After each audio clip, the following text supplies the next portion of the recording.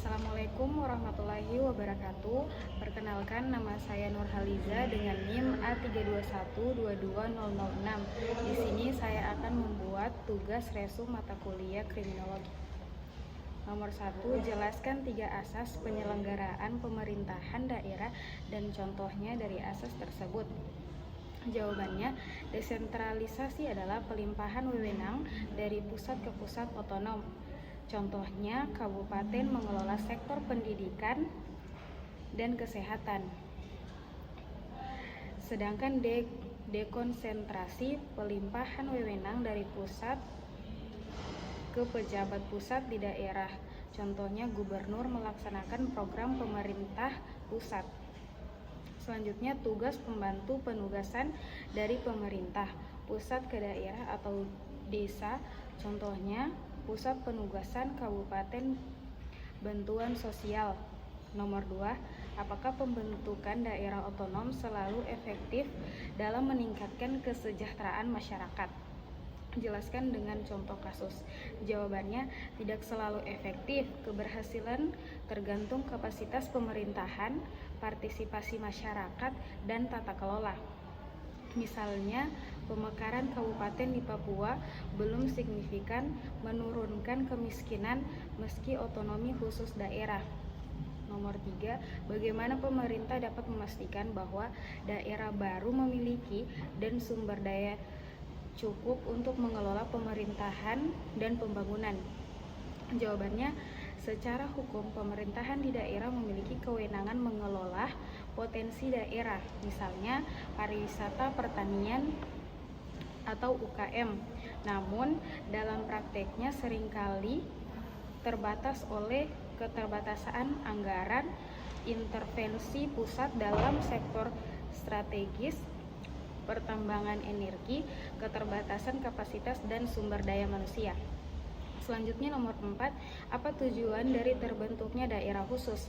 Jawabannya, tujuan daerah khusus adalah mengakomodasi kekhususan sejarah, budaya, atau kebutuhan strategis, misalnya ibu kota, dengan memberikan kewenangan atau status istimewa untuk mengelola urusan tertentu.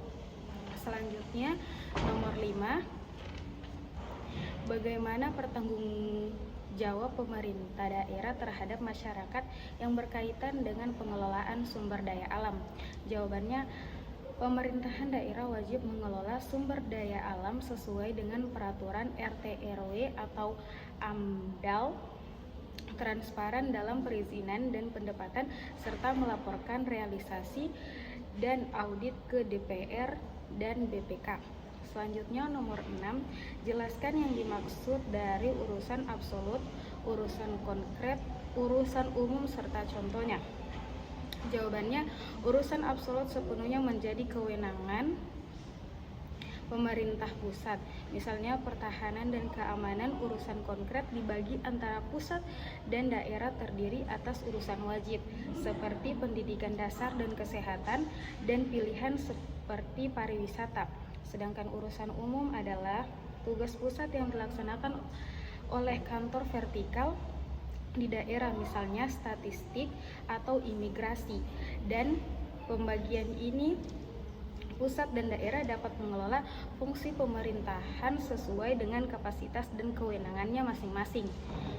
Selanjutnya, nomor 7, apakah pemerintah daerah memiliki cukup kewenangan untuk mengelola potensi daerah sendiri?